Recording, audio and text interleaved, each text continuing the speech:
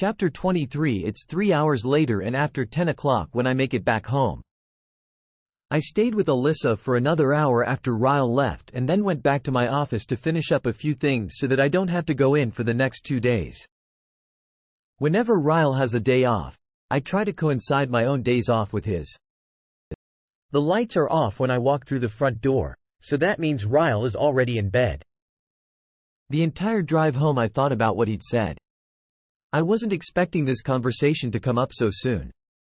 I'm almost 25, but I had it in my head it would be at least a couple of years before we started trying for a family. I'm still not certain I'm ready for it yet, but knowing it's now something he wants someday has put me in an incredibly happy mood. I decide to make myself a quick bite to eat before waking him up. I haven't had dinner yet and I'm starving. When I flip on the kitchen light, I scream. My hand goes to my chest and I fall against the counter. Jesus Christ, Ryle. What are you doing? He's leaning with his back against the wall next to the refrigerator. His feet are crossed at the ankles and his eyes are narrowed in my direction. He's flipping something over in his fingers, staring at me. My eyes fall to the counter to his left and I see an empty glass that probably recently held scotch.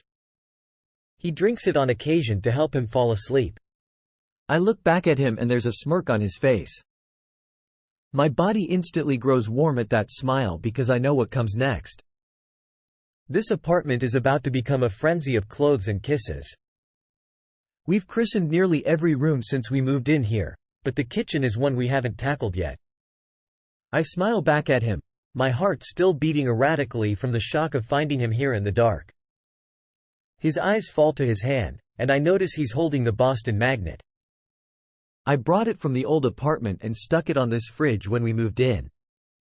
He places it back on the fridge and taps it. Where'd you get this? I look at the magnet and then back at him. The last thing I want to do is tell him that magnet came from Atlas on my 16th birthday. It would only bring up an already sore subject, and I'm too excited for what's about to come next between us to give him the naked truth right now. I shrug. I can't remember. I've had it forever. He stares at me silently and then straightens up, taking 2 steps toward me. I back myself against the counter and my breath catches.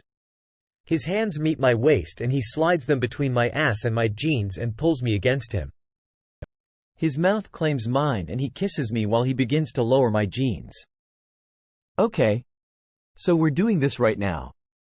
His lips drag down my neck as I kick off my shoes and then he pulls my jeans off the rest of the way. I guess I can eat later. Christening the kitchen just became my priority. When his mouth is back on mine, he lifts me and sets me down on the countertop, standing between my knees. I can smell the scotch on his breath, and I kind of like it. I'm already breathing heavily as his warm lips slide across mine.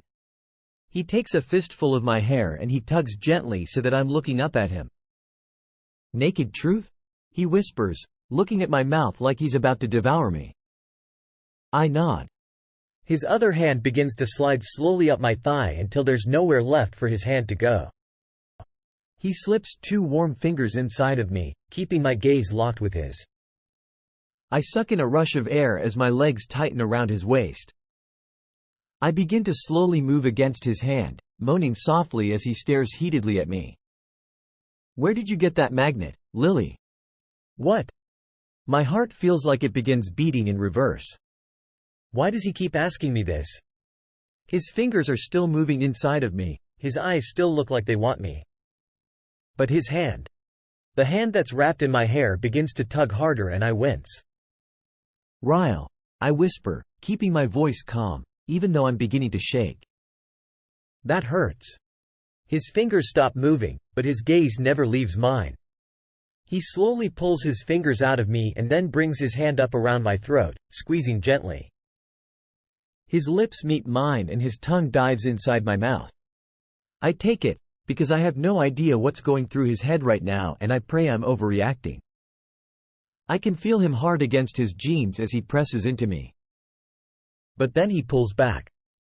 His hands leave me entirely as he flattens his back against the refrigerator, scraping his eyes over my body like he wants to take me right here in the kitchen. My heart begins to calm down. I'm overreacting. He reaches beside him, next to the stove, and he picks up a newspaper. It's the same newspaper he showed me earlier, with the awards article printed in it.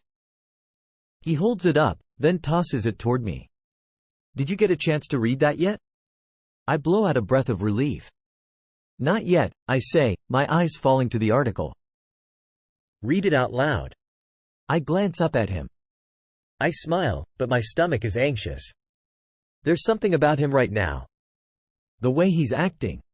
I can't put my finger on it. You want me to read the article? I ask. Right now? I feel odd, sitting on my kitchen counter half naked, holding a newspaper. He nods. I'd like you to take off your shirt first. Then read it out loud. I stare at him, trying to gauge his behavior. Maybe the scotch has made him extra frisky. A lot of times when we make love, it's as simple as making love. But occasionally, our sex is wild. A little dangerous, like the look in his eyes right now. I set the paper down, pull off my shirt, and then pick the paper back up. I start reading the article out loud, but he takes a step forward and says, "Not the whole thing." He flips the paper over where it starts in the middle of the article and he points to a sentence. Read the last few paragraphs. I look down, even more confused this time. But whatever will get us past this and into the bed. ... The business with the highest number of votes should come as no surprise. The iconic Bibs on Marketson opened in April of last year, quickly becoming one of the highest-rated restaurants in the city, according to TripAdvisor. I stop reading and look up at Ryle. He has poured himself more scotch and he's swallowing a sip of it. Keep reading, he says, nudging his head at the paper in my hand. I swallow heavily, the saliva in my mouth growing thicker by the second. I try to control the trembling of my hands as I continue reading. The owner, Atlas Corrigan, is a two-time award-winning chef and also a United States Marine. It's no secret what the acronym for his highly successful restaurant, Bibs, stands for: Better in Boston. I gasp. Everything is better in Boston. I clench my stomach, trying to keep my emotions under control as I keep reading. But when interviewed regarding his most recent award, the chef finally revealed the true history of the meaning behind the name. It's a long story, Chef Corrigan stated. It was an homage to someone who had a huge impact on my life. Someone who meant a lot to me. She still means a lot to me. I put the newspaper on the counter. I don't want to read anymore. My voice cracks on its way up my throat. Ryle takes 2 swift steps forward and grabs the newspaper. He picks up where I left off, his voice loud and angry now. When asked if the girl was aware he named a restaurant after her, Chef Corrigan smiled knowingly and said, "Next question." The anger in Ryle's voice makes me nauseous. Ryle, stop it, I say calmly. You've had too much to drink. I push past him and walk quickly out of the kitchen toward the hallway that leads to our bedroom. There's so much happening right now and I'm not sure I understand any of it. The article never stated who Atlas was talking about.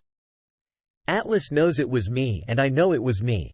But how in the hell would Ryle put 2 and 2 together? And the magnet. How would he know that came from Atlas just by reading that article? He's overreacting. I can hear him following me as I walk toward the bedroom. I swing open the door and come to a sudden halt.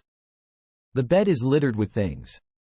An empty moving box with the words, "Lily's stuff," written on the side of it. And then all the contents that were inside that box. Letters. Journals. Empty shoeboxes. I close my eyes and breathe in slowly. He read the journal. No. He. Read. The. Journal. His arm comes around my waist from behind. He slides a hand up my stomach and takes a firm hold of one of my breasts. His other hand feathers my shoulder as he moves the hair away from my neck. I squeeze my eyes shut, just as his fingers begin to trace across my skin, up to my shoulder. He slowly runs his finger over the heart and a shudder runs over my whole body. His lips meet my skin, right over the tattoo, and then he sinks his teeth into me so hard, I scream. I try to pull away from him, but he has such a tight grip on me he doesn't even budge. The pain from his teeth piercing my collarbone rips through my shoulder and down my arm. I immediately start crying. Sobbing. Ryle, let me go, I say, my voice pleading. Please. Walk away. His arms are cutting into mine as he holds me tightly from behind. He spins me, but my eyes are still closed. I'm too scared to look at him. His hands are digging into my shoulders as he pushes me toward the bed. I start trying to fight him off of me, but it's useless. He's too strong for me. He's angry. He's hurt. And he's not Ryle. My back meets the bed and I frantically scoot back toward the headboard, trying to get away from him. Why is he still here, Lily? His voice isn't as composed as it was in the kitchen. He's really angry now. He's in everything. The magnet on the fridge. The journal in the box I found in our closet. The fucking tattoo on your body that used to be my favorite goddamn part of you. He's on the bed now. Ryle, I beg. I can explain. Tears streak down my temples and into my hair. You're angry. Please don't hurt me, please. Walk away, and when you come back, I'll explain. His hand grips my ankle and he yanks me until I'm beneath him. I'm not angry, Lily, he says, his voice disturbingly calm now. I just think I haven't proved to you how much I love you. His body comes down against mine and he takes my wrists with one hand above my head, pressing them against the mattress. Ryle, please. I'm sobbing, trying to push him off of me with any part of my body. Get off me. Please. No, no, no, no. I love you, Lily, he says, his words crashing against my cheek. More than he ever did. Why can't you see that? My fear folds in on itself, and I become diluted with rage. All I can see when I squeeze my eyes shut is my mother crying on our old living room couch. My father forcing himself on top of her. Hatred rips through me and I start screaming. Ryle tries to muffle my screams with his mouth. I bite down on his tongue. His forehead comes crashing down against mine. In an instant, all the pain fades as a blanket of darkness rolls over my eyes and consumes me. I can feel his breath against my ear as he mutters something inaudible. My heart is racing. My whole body is still shaking. My tears are still somehow falling and I'm gasping for air. His words are crashing against my ear, but the pain is throbbing in my head too hard for me to decipher his words. I try to open my eyes, but it stings. I can feel something trickling into my right eye and I instantly know it's blood. My blood. His words begin to come into focus. Sorry, I'm sorry, I'm sorry, I'm... ... His hand is still pressing mine into the mattress and he's still on top of me. He's no longer trying to force himself on me. Lily, I love you, I'm so sorry. His words are full of panic. He's kissing me, his lips gentle against my cheek and mouth. He knows what he's done. He's Ryle again, and he knows what he's just done to me. To us. To our future. I utilize his panic to my advantage. I shake my head and I whisper, "It's okay, Ryle. It's okay. You were angry, it's okay." His lips meet mine in a frenzy and the taste of scotch makes me want to puke now. He's still whispering apologies when the room begins to fade out again. My eyes are closed. We're still on the bed, but he's no longer fully on top of me. He's on his side, his arm wrapped tightly over my waist. His head is pressed against my chest. I remain stiff as I assess everything around me. He isn't moving, but I can feel his breaths, heavy with sleep. I don't know if he passed out or if he fell asleep. The last thing I can remember is his mouth on mine, the taste of my own tears. I lie still for several more minutes. The pain in my head begins to worsen with every minute of consciousness. I close my eyes and try to think. Where's my purse? Where are my keys? Where is my phone? It takes me a full 5 minutes to slide out from under him. I'm too scared to move too much at once, so I do it an inch at a time until I'm able to roll onto the floor. When I can no longer feel his hands on me, an unexpected sob breaks from my chest. I slap my hand over my mouth as I pull myself to my feet and run out of the bedroom. I find my purse and my phone, but I have no idea where he put my keys. I frantically search the living room and kitchen, but I can barely see anything. When he head-butted me, it must have left a gash on my forehead, because there's too much blood in my eyes and everything is blurry. I slide to the floor near the door, growing dizzy. My fingers are shaking so hard. It takes 3 tries to get the password right on my phone. When I have the screen up to dial a number, I pause. My first thought is to call Alyssa and Marshall, but I can't. I can't do that to them right now. She just gave birth to a baby a matter of hours ago. I can't do this to them. I could call the police, but my mind can't even process what all that entails. I don't want to give a statement. I don't know that I want to press charges, knowing what this could do to his career. I don't want Alyssa mad at me. I just don't know. I don't completely rule out eventually notifying the police. I just don't have the energy to make that decision right now. I squeeze the phone and try to think. My mother. I start to dial her number, but when I think of what this would do to her, I start to cry again. I can't involve her in this mess. She's been through too much. And Ryle will try to find me. He'll go to her first. Then Alyssa and Marshall. Then to everyone else we know. I wipe the tears from my eyes and then begin dialing Atlas's number. I hate myself more in this moment than I ever have in my entire life. I hate myself, because the day Ryle found Atlas's number in my phone, I lied and said I had forgotten it was there. I hate myself, because the day Atlas placed his number there, I opened it and looked at it. I hate myself, because deep down inside, I knew there was a chance that I might one day need it. So I memorized it. Hello? His voice is cautious. Inquiring. He doesn't recognize this number. I immediately start crying when he speaks. I cover my mouth and try to quiet myself. Lily? His voice is much louder now. Lily, where are you? I hate myself, because he knows the tears are mine. Atlas, I whisper. I need help. Where are you? He says again. I can hear panic in his voice. I can hear him walking, moving stuff around. I hear a door slam on his end of the phone. I'll text you, I whisper, too scared to keep speaking. I don't want Ryle to wake up. I hang up the phone and somehow find the strength to still my hands while I text him my address and the access code for entry. Then I send a second text that says, "Text me when you get here. Please don't knock." I crawl to the kitchen and find my pants, struggling back into them. I find my shirt on the counter. When I'm dressed, I go to the living room. I debate opening the door and meeting Atlas downstairs, but I'm too scared I won't be able to make it down to the lobby alone. My forehead is still bleeding and I feel too weak to even stand up and wait by the door. I slide to the floor, clenching my phone in my shaky fist and staring at it, waiting for his text. It's an agonizing 24 minutes later when my phone lights up. Here. I scramble to my feet and swing open the door.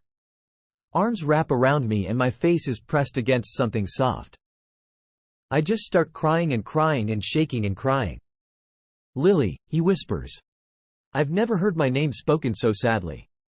He urges me to look up at him. His blue eyes scroll over my face, and I see it happen. I watch the concern vanish as he darts his head up to the apartment door. Is he still in there? Rage. I can feel the rage come off of him and he starts to step toward the apartment door. I grab his jacket in my fists. No. Please, Atlas. I just want to leave. I see the pain roll over him as he pauses, struggling to decide whether to listen to me or bust through the door. He eventually turns away from the door and wraps his arms around me. He helps me to the elevator and then through the lobby. By some miracle, we only run into one person and he's on his phone and facing the other direction. By the time we make it to the parking garage, I start to feel dizzy again. I tell him to slow down, and then I feel his arm wrap under my knees as he picks me up. Then we're in the car. Then the car is moving. I know I need stitches. I know he's taking me to the hospital. But I have no idea why the next words out of my mouth are, "Don't take me to Mass General. Take me somewhere else." For whatever reason, I don't want to risk the chance of running into any of Ryle's colleagues. I hate him. I hate him in this moment more than I've ever hated my father. But concern for his career still somehow breaks through the hatred. When I realize this, I hate myself just as much as I hate him.